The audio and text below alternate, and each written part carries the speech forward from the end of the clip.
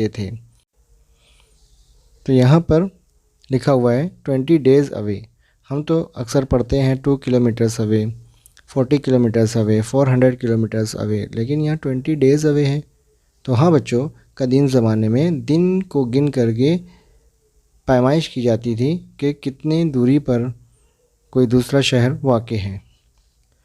तो यहाँ पर जो लोग 20 दिन के फासले पे रहते थे, वो लोग भी मोहम्मद के बारे में अच्छी से जानते थे। Next paragraph. When people told the king about Muhammad, the king was not ready to believe it. When people means अवाम या लोग, यहाँ वर्ड लिखा हुआ है बिलीव मतलब होता है यकीन करना। तो when people told the king about Muhammad, told is the past tense of to tell means कहना।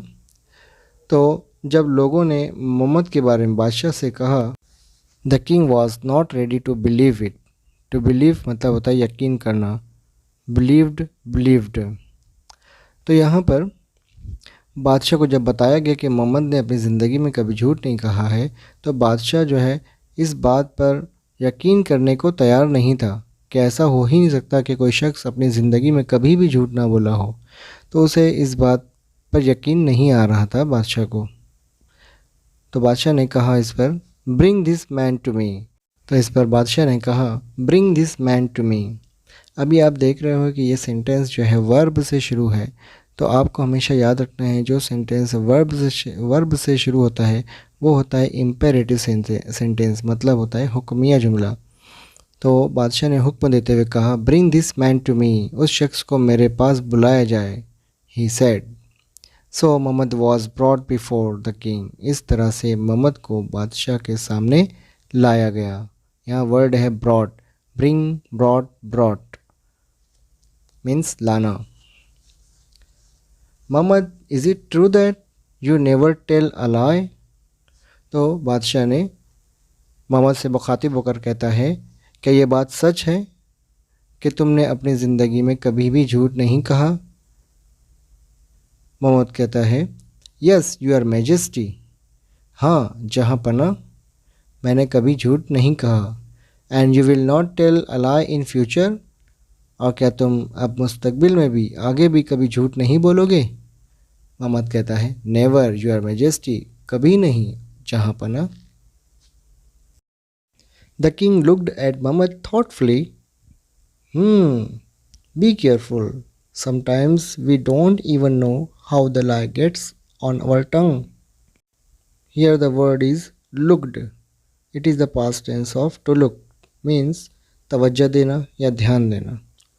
तो बादशाह ने मोहम्मद की तरफ बहुत ही ज़्यादा सोच समझ कर देखा और कहा, बी केयरफुल, बहुत ही ध्यान से। Sometimes we don't even know how the lie gets on our tongue. Tongue means ज़बान। कहता है बादशाह कि कभी कभी ऐसा भी हो जाता है, हमें पता भी नहीं चलता कि हमारी ज़बान से झूठ अदा हो गया है। ऐसा कई बार हमारे साथ भी होता है कि हम बात में बहुत सारी चीज़ें हम झूठ कह देते हैं और इसे हम अपनी चालाकी समझते हैं। दरअसल वो एक झूठ ही होता है, चाहे वो मजाक से क्यों ना किया जाए। Next paragraph. Some days passed, the king called Mohammad again. When Mohammad came, the king was just coming out of his palace. There were many people around him. He was going on a hunt. Here passed, the word is passed. It is the past tense of to pass. To pass मतलब होता है कामयाब होना या गुज़र जाना।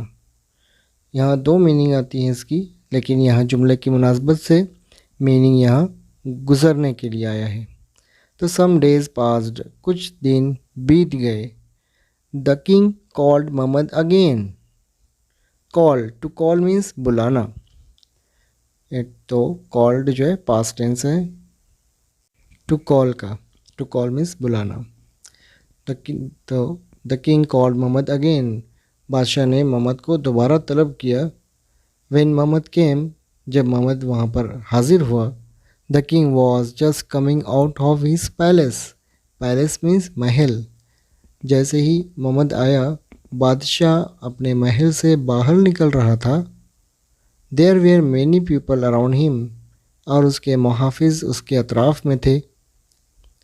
ही was going on a hunt, देख कर ऐसा महसूस हो रहा था कि वो हंट के लिए जा रहा है। हंट मीन्स शिकार, कि वो शिकार करने के लिए कहीं जा रहा है।